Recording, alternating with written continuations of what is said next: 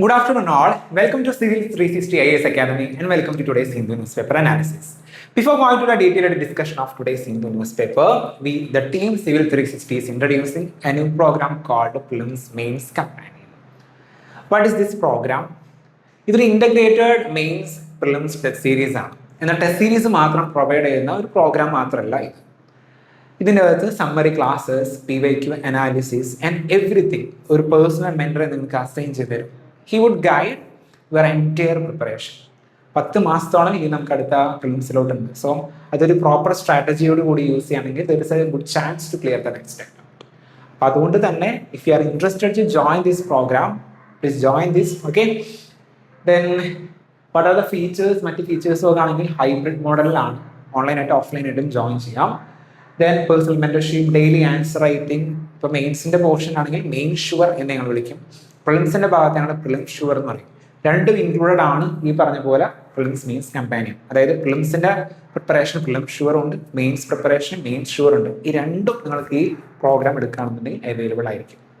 Okay, then if you are interested to only in main sure, you can contact me this number. Okay, ഇപ്പോൾ prelim ഷുവറിന് മാത്രം പങ്കെടുക്കാനാണ് താല്പര്യമെങ്കിലും join ചെയ്യാം. But if you companion എന്ന് പറഞ്ഞ പ്രോഗ്രാമിൽ രണ്ടും included ആണ്. Okay, ഇതിപ്പോൾ ബിഗിനേഴ്സ് ആണെങ്കിലും റിപ്പീറ്റേഴ്സ് ആണെങ്കിലും വർക്കിംഗ് പ്രൊഫഷണൽസ് ആണെങ്കിലും you can join. Okay, then നമുക്ക് പ്രധാനപ്പെട്ട ന്യൂസ് ഏതൊക്കെയാണ് നോക്കാം. നമുക്ക് ഇന്നത്തെ ന്യൂസ് പേപ്പർ ഡിസ്കഷൻ 3 ദിവസത്തെ ന്യൂസാണ് എടുക്കുന്നത്. അതെ, നമുക്ക് ശനിയാഴ്ച ഇൻഡിപെൻഡൻസ് ഡേ ഹോളിഡേ ആയിരുന്നു. ദെൻ സൺഡേ നമ്മൾ പൊതുവെ ന്യൂസ് പേപ്പർ എടുക്കാറില്ലല്ലോ. ദെൻ മൺഡേത്തെ ന്യൂസ് പേപ്പറും കൂടി 3 ദിവസത്തെ ന്യൂസ് പേപ്പറാണ് എടുക്കുന്നത്.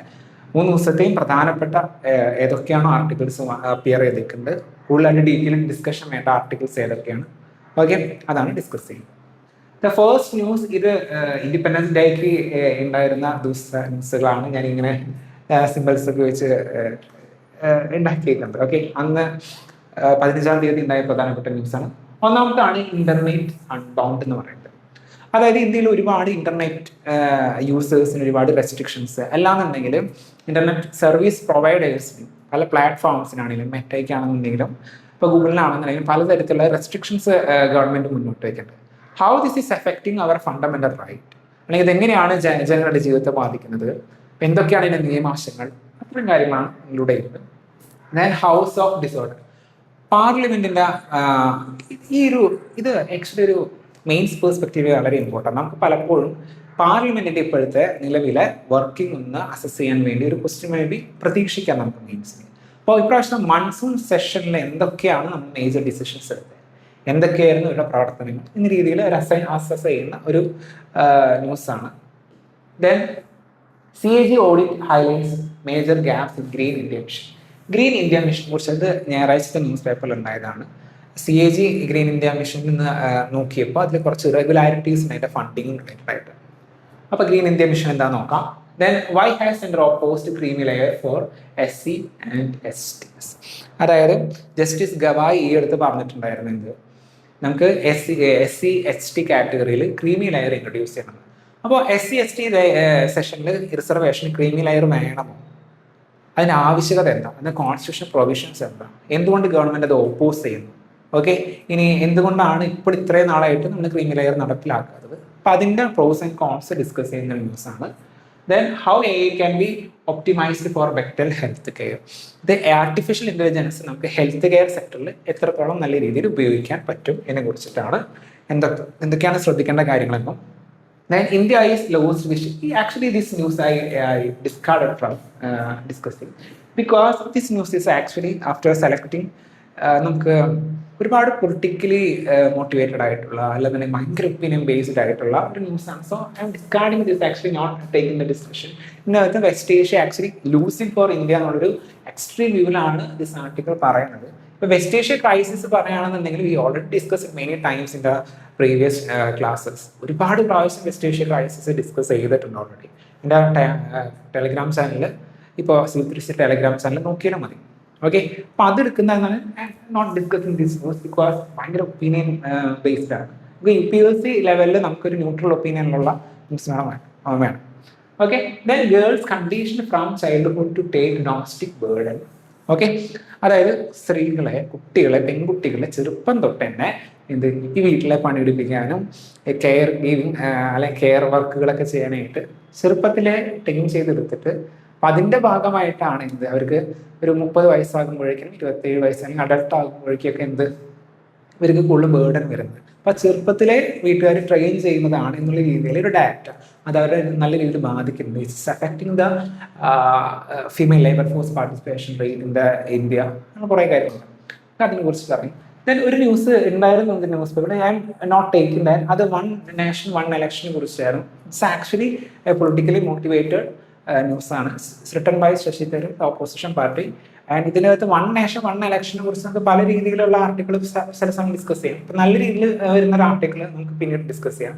ബിക്കോസ് എക്സ്ട്രീം വ്യൂസ് ആണ്, അത് കംപ്ലീറ്റ്ലി വൺ നേഷൻ വൺ ഇലക്ഷനെ കുറിച്ചിട്ട് ഓപ്പോസ് ചെയ്യുന്ന ഒരു ആർട്ടിക്കിളായിരുന്നു. അതും ഇതുപോലെ ഡിസ്കാർഡ് ചെയ്തിട്ടുണ്ടായിരുന്നു. ഓക്കെ, ഇത് നമുക്ക് ഓരോ ദിവസം എന്താണെന്ന് നോക്കാം. So the article reviews the monsoon session of the parliament, focusing on the student protest, legislative functioning, central-state relation, delimitation and proposed changes to the foreign contribution regulation act. അതായത് നമ്മുടെ monsoon സെഷനെ ഒന്ന് review ചെയ്യണം. എന്തൊക്കെയാണ് ഇപ്രാവശ്യം monsoon session നടന്നിരിക്കുന്നത്. ഇപ്പോൾ student protest നടന്നിട്ടുണ്ടായിരുന്നു, അത്തരം കാര്യം ഡിസ്കസ് ചെയ്തിട്ടുണ്ടായിരുന്നു. അവരുടെ ലെജിസ്ലേറ്റീവ് ഫംഗ്ഷൻ ഇപ്പം നിലവിൽ എങ്ങനെയാണ്, സെൻട്രൽ സ്റ്റേറ്റ് റിലേഷൻസിനെ ബാധിക്കുന്ന ഒരുപാട് തരത്തിലുള്ള ആക്ടുകൾ കൊണ്ടുവന്നത്. ഇപ്പോൾ like mines and regulation act ഒക്കെ കൊണ്ടുവന്നിട്ടുണ്ടായിരുന്നു. അപ്പോൾ അതൊക്കെ ഏകദേശം സെൻട്രൽ സ്റ്റേറ്റ് റിലേഷൻസിനെ ബാധിക്കുന്നുണ്ട്. ഡീലിമിറ്റേഷൻ ആയിട്ടുള്ള ബില്ലുകൾ വരാൻ വന്നിട്ടുണ്ട്. Then foreign contribution regulation act. അപ്പം ഇതൊക്കെയാണ് ഇപ്രാവശ്യത്തെ മൺസൂൺ സെഷനിൽ പ്രധാനമായിട്ട് നടന്നിരിക്കുന്നത്. നമുക്ക് എല്ലാത്തിൻ്റെയും ഒരു ജിസ്റ്റ് നമുക്ക് നോക്കാം. Okay, parliamentary function. ഇപ്പം നിലവിലെ പാർലമെന്റിന്റെ ഫംഗ്ഷനിങ് എങ്ങനെയായിരുന്നു ഈ മൺസൂൺ മാസത്തിൽ? വളരെ നമുക്ക് ആക്ച്വലി ഭയങ്കര മോശമാണെന്നുള്ള രീതിയിൽ തന്നെ ഒരു പരിധി വരെ നമുക്ക് പറയാൻ പറ്റും. ഇപ്പം എന്താ ആക്ച്വലി ഈ പാർലമെന്റ് നടക്കുന്നത്? പ്രോപ്പറായിട്ടുള്ള ഡിസ്കഷനും സ്ക്രൂട്ടിനിയും എല്ലാം നടക്കുന്നുണ്ടോ? ഇല്ല. പല ബില്ലുകളും ഇപ്രാവശ്യത്തെ ന്യൂസ് പേപ്പർ വായിച്ച് നോക്കുകയാണെന്ന് അറിയാൻ പറ്റും. ഒപ്പോസിഷൻ പാർട്ടി ഇറങ്ങിപ്പോയി. ഓക്കെ, ഇറങ്ങിപ്പോയി എന്നുണ്ടെങ്കിലും അപ്പം നിലവിലുള്ള ഭരിക്കുന്ന പാർട്ടിയിലുള്ള ആൾക്കാർ മാത്രം അവിടെ ഇരുന്നിട്ട് ആ ബില്ലിനെ കുറിച്ച് ഡിസ്കസ് ചെയ്ത് ബില്ല് പാസ്സാക്കുകയാണ് ചെയ്യുന്നത്. ഒപ്പോസിഷൻ പാർട്ടി പുറത്തു പോയെന്നുണ്ടെങ്കിൽ, കാരണം ഇത്രയും ഒരു ബില്ല് പാസ്സാക്കണമെങ്കിൽ സെർട്ടൻ നമ്പർ ഓഫ് പീപ്പിൾ മതി. അപ്പോൾ അതിപ്പോൾ പൊളിറ്റിക്കൽ പാർട്ടിയിൽ നിന്നും ഒക്കെ ലഭിക്കുന്നുണ്ട്. ഇപ്പോൾ ഭരിക്കുന്ന പൊളിറ്റിക്കൽ പാർട്ടിയിൽ നിന്ന് ആ മെമ്പർഷിപ്പ് ധാരാളം. ഓക്കെ, അപ്പോൾ ഒപ്പോസിഷൻ പാർട്ടി ഇറങ്ങിപ്പോയി കഴിഞ്ഞാലും ഒരു നല്ലൊരു ഡിസ്കഷൻ നടക്കാതെയാണ് ഒരു ബില്ല് പാസ്സായിക്കൊണ്ടിരിക്കുന്നത് ആക്ച്വലി പലതും. ഓക്കെ, അപ്പോൾ ഒരു several bills were reportedly passed with a limited debate and deliberation. Then Parliament should function as a forum of discussion, scrutiny, consensus building, rather than merely context between the government and opposition.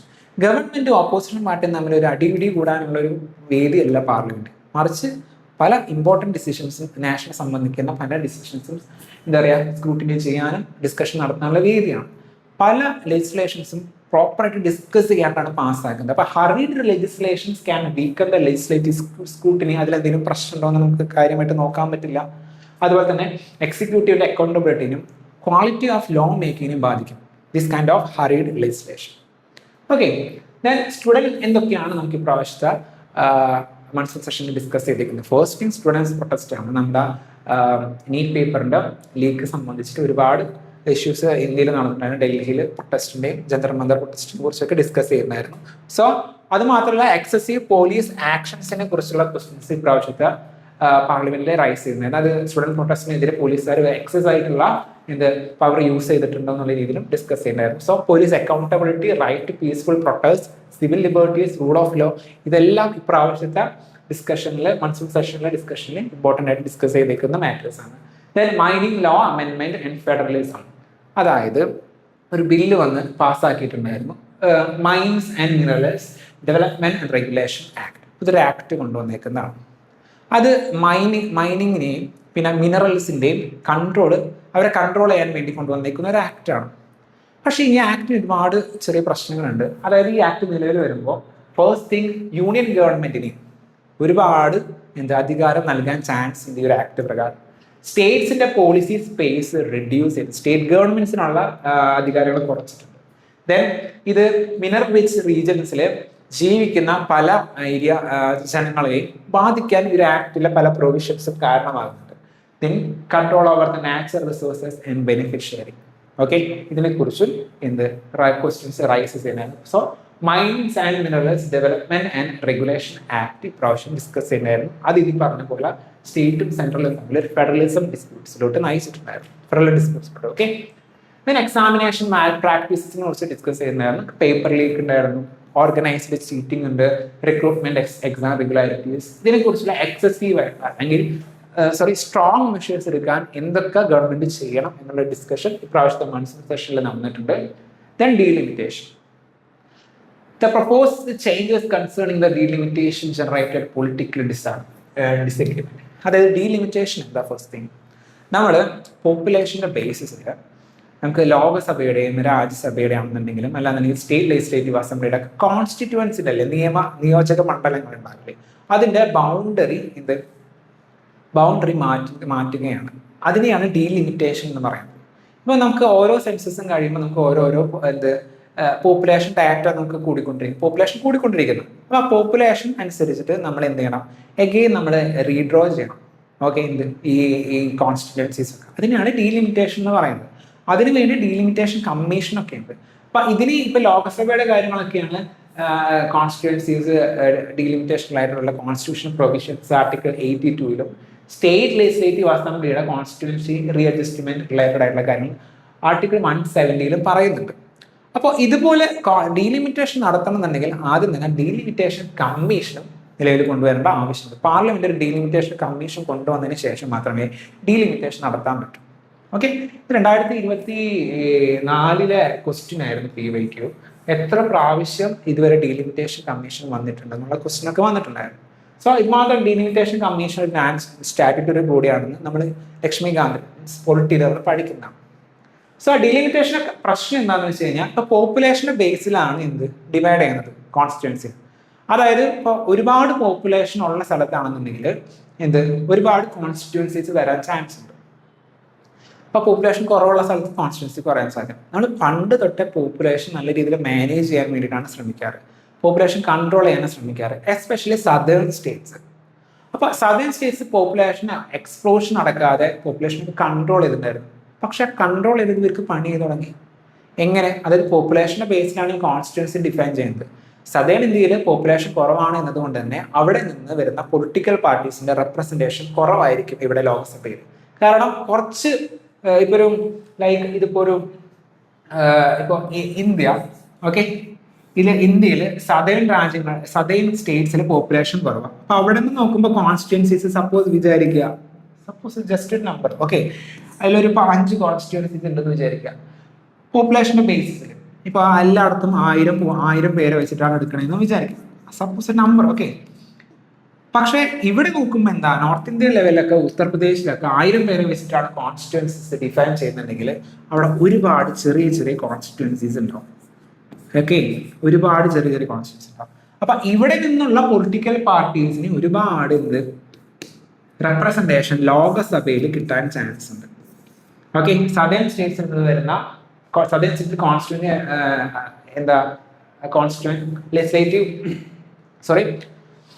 നമ്മുടെ നിയോജക മണ്ഡലങ്ങളുടെ എണ്ണം കുറവാണ്. അപ്പോൾ അവിടെ നിന്ന് വരുന്ന political റെപ്രസെൻറ്റേറ്റീവ്സിന്റെ എണ്ണം കുറവും, നോർത്ത് ഇന്ത്യയിൽ നിന്ന് വരുന്ന റെപ്രസെൻറ്റേറ്റീവ്സിന്റെ എണ്ണം കൂടുതലായിരിക്കും. So it's creating some political issues. Okay, അപ്പോൾ ഡിലിമിറ്റേഷൻ ഡിസ്കസ് ചെയ്തിട്ടുണ്ടായിരുന്നു. ദെൻ FCR, അതായത് ഫോറിൻ കോൺട്രിബ്യൂഷൻ റെഗുലേഷൻ ആക്ടിൽ അമെൻമെന്റ് വരുത്തിയിട്ടുണ്ടായിരുന്നു. അത് ഈ ഫോറിൻ കോൺട്രിബ്യൂഷൻ റെഗുലേഷൻ ആക്ട് ഉണ്ട്. നമുക്ക് ഇന്ത്യയിലോട്ട് ഫോറിൻ കോൺട്രിബ്യൂഷൻസ് വരുന്നുണ്ട്. അത് മറ്റു രാജ്യങ്ങളിൽ നിന്ന് കോൺട്രിബ്യൂഷൻസ് വരുന്നുണ്ട്.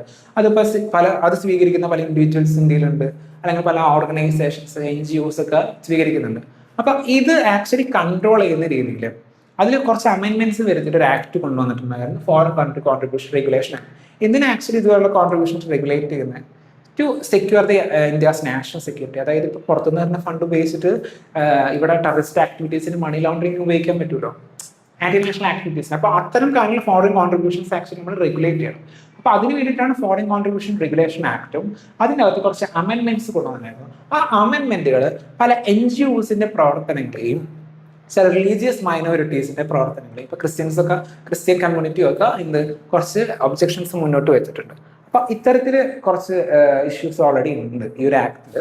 ദെൻ അതൊരു ജോയിന്റ് പാർലമെന്ററി കമ്മിറ്റീസിനെ റെക്കമെൻഡ് ചെയ്തിട്ടുണ്ട്. അതൊന്ന് ഡീറ്റെയിൽ ആയിട്ടൊന്ന് നിങ്ങൾ നോക്കാനായിട്ട്. അപ്പോൾ ഇത് മൺസൂൺ സെഷൻ നടന്നത്. പിന്നെ വന്ദേ മാതരത്തിൻ്റെയാണ്, അതായത് നമുക്ക് നാഷണൽ സോങ് ആണ് വന്ദേ മാതരം, ബങ്കിം ചന്ദ്ര ചാറ്റർജി, ഓക്കെ, ബങ്കിം ചന്ദ്ര ചട്ടോപാധ്യായ, ഓക്കെ, ബങ്കിം ചന്ദ്ര ചട്ടോപാധ്യായ അദ്ദേഹം എഴുതിയിരിക്കുന്ന നാഷണൽ സോങ് ആണ് നമ്മുടെ എന്ത് വന്ദേ മാതരം. അപ്പോൾ അതിനൊരു ലീഗൽ സ്റ്റാറ്റസ് നൽകുക, അതായത് നമ്മുടെ നാഷണൽ ആന്തം ജനഗണമന പോലെ ലീഗൽ സ്റ്റാറ്റസ് കൊടുക്കാൻ വേണ്ടി ഒരു ആക്ട് കൊണ്ടുവന്നിട്ടുണ്ടായിരുന്നു മൺസൂൺ സെഷനിൽ.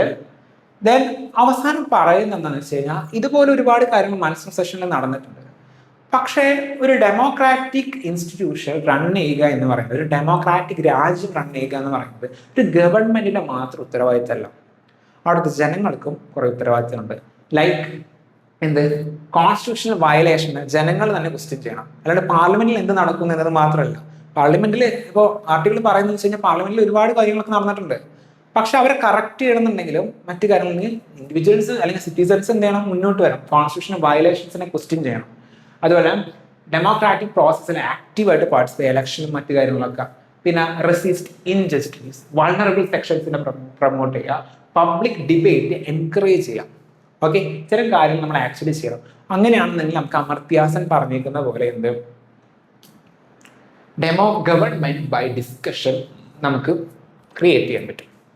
അതായത് ഗവൺമെന്റ് ബൈ ഡിസ്കഷൻ എന്ന് പറഞ്ഞാൽ ജനങ്ങൾ പാർട്ടിസിപ്പേറ്റ് ചെയ്തിട്ടുള്ള ഒരു ഗവൺമെന്റ്, അതായത് കമ്മ്യൂണിറ്റി പാർട്ടിസിപ്പേഷൻ എല്ലാം ഉറപ്പുവരുത്തുന്ന ഒരു ഗവൺമെന്റ് ബൈ ഡിസ്കഷൻ നമുക്ക് എൻഷുർ ചെയ്യാൻ പറ്റും. ഓക്കെ അല്ലേ? Then the next news. ഈ ന്യൂസിൽ എന്താണെന്ന് വെച്ച് കഴിഞ്ഞാൽ നമുക്ക് മെറ്റ മുതലായിട്ടുള്ള സോഷ്യൽ മീഡിയ പ്ലാറ്റ്ഫോംസിന് ഗവൺമെന്റ് ഒരുപാട് റെസ്ട്രിക്ഷൻസ് ചുമത്തിയിട്ടുണ്ടായിരുന്നു. അല്ലാന്നുണ്ടെങ്കിൽ ഗവൺമെന്റ് പറഞ്ഞു കുറെ പൊളിറ്റിക്കലി മോട്ടിവേറ്റഡ് ആയിട്ടുള്ള കുറെ കണ്ടന്റ് വീഡിയോസ് ഒക്കെ എടുത്ത് ഡിലീറ്റ് ചെയ്യണം, അതായത് സെൻസർഷിപ്പ് ചെയ്യാൻ പറയില്ലേ. അപ്പം അതിന് വേണ്ടിയിട്ട് ഗവൺമെന്റ് ഫോഴ്സ് ചെയ്തിട്ടുണ്ടായിരുന്നു മെറ്റ മുതലായിട്ടുള്ള കമ്പനീസിനാണ്, അപ്പോൾ പ്ലാറ്റ്ഫോംസിന്. അപ്പോൾ അത് റിലേറ്റഡ് ആയിട്ടുള്ള ന്യൂസാണ്. അതിന്റെ പ്രശ്നങ്ങൾ എന്തൊക്കെയാ, ഓക്കെ, ഇത്തരം കാര്യങ്ങൾ ഡിസ്കസ് ചെയ്യണം. അങ്ങനെ ഗവൺമെന്റ് ഫോഴ്സ് ചെയ്യുമ്പോൾ നമ്മളെ എന്തൊക്കെ ചാലഞ്ച് നമ്മുടെ ഫണ്ടമെന്റൽ റൈറ്റിനെ ബാധിക്കുന്നുണ്ടോ, മറ്റേ നോക്കാം. First thing, social media as A democratic public sphere ആണ് ആക്ച്വലി. കാരണം സോഷ്യൽ മീഡിയ ഇപ്പോൾ ഇൻസ്റ്റാഗ്രാം ആയിക്കോട്ടെ, വാട്സപ്പ് ആയിക്കോട്ടെ, ഫേസ്ബുക്ക് ആയിക്കോട്ടെ, എല്ലാത്തിനും ഒരു ഇമ്പോർട്ടൻറ്റ് സ്പേസ് ഇപ്പോൾ ഇന്നത്തെ സൊസൈറ്റിയിലുണ്ട്. കാരണം ഇത്തരത്തിലുള്ള ഓൺലൈൻ പ്ലാറ്റ്ഫോംസും കാര്യങ്ങളൊക്കെ വഴിയാണ് പൊളിറ്റിക്കൽ കമ്മ്യൂണിക്കേഷനും സിറ്റിസൺ മൊബിലൈസേഷനും പ്രൊട്ടസ്റ്റിനുള്ള ഓർഗനൈസേഷനും ഡിസെമിനേഷൻ ഓഫ് ഇൻഫോർമേഷൻ, പല ഇൻഫോർമേഷനും ഡിസെമിനേറ്റ് ചെയ്യുക, പരത്തുന്നതും ഇതുപോലുള്ള സോഷ്യൽ മീഡിയ പ്ലാറ്റ്ഫോംസ് വഴിയാണ് ഇപ്പോൾ.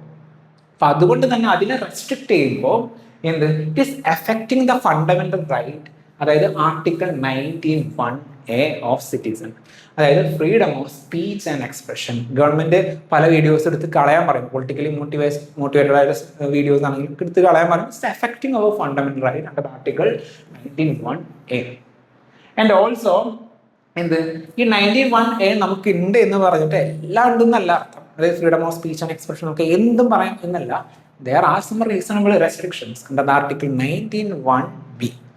ഓക്കെ, അത് 19 ക്ലോസ് ടു. ഓക്കെ, അതെന്താന്ന് നോക്കാം.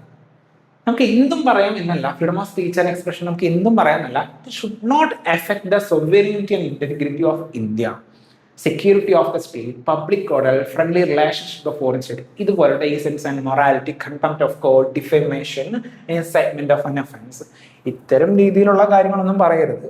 ഓക്കെ, സോ നമ്മൾ സെൻസർഷിപ്പ് നടത്തുമ്പോൾ മോശമായിട്ടുള്ള കാര്യങ്ങൾ, ഇത്തരത്തിൽ നമ്മൾ എഫക്ട് ചെയ്യുന്ന കാര്യങ്ങളാണെന്നുണ്ടെങ്കിൽ അത് സെൻസർഷിപ്പ് ചെയ്ത് അത് ഡിലീറ്റ് ചെയ്യുന്ന പ്രശ്നമില്ല. പക്ഷെ അല്ലാത്ത പക്ഷം it's affecting the article 19(1)A, that is our fundamental right of freedom of speech and expression. And also ഇതിനകത്ത് ഇൻഫർമേഷൻ ടെക്നോളജി ആക്ടിലെ സെക്ഷൻ 79 കുറിച്ച് പറയുന്നുണ്ട്. വി ഹാവ് IT Act 2000, അതിലൊരു സെക്ഷനാണ് സെക്ഷൻ 79. ഇതിനാണ് സേഫ് ഹാർബർ എന്ന് പറയുന്നത്.